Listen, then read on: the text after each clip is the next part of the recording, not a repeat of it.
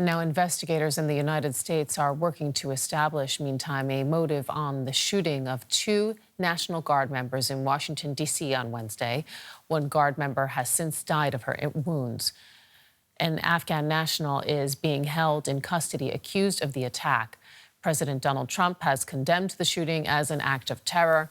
He has announced officials will be reviewing every permanent residency status for people from more than a dozen countries and freezing all immigration requests from Afghan nationals.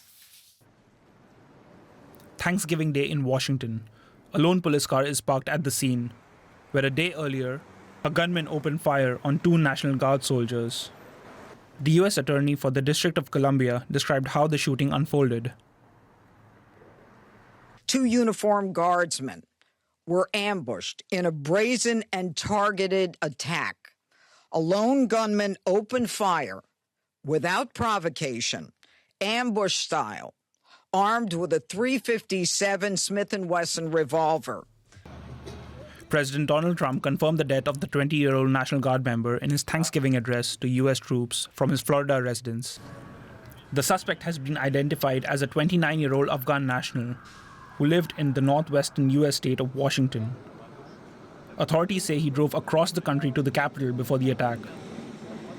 According to the FBI, the suspect had been in the U.S. since 2021 and served with U.S. troops in Afghanistan. There is confirmation now that the subject had a relationship in Afghanistan with partner forces. We are fully investigating that aspect of his background as well, to include any known associates that are either overseas or here in the United States of America. That is what a broad-based international terrorism investigation looks like.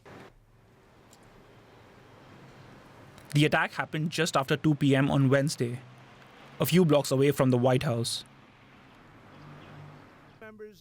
The National Guard was deployed to Washington as part of President Donald Trump's efforts to fight what he called rampant violent crime in U.S. cities.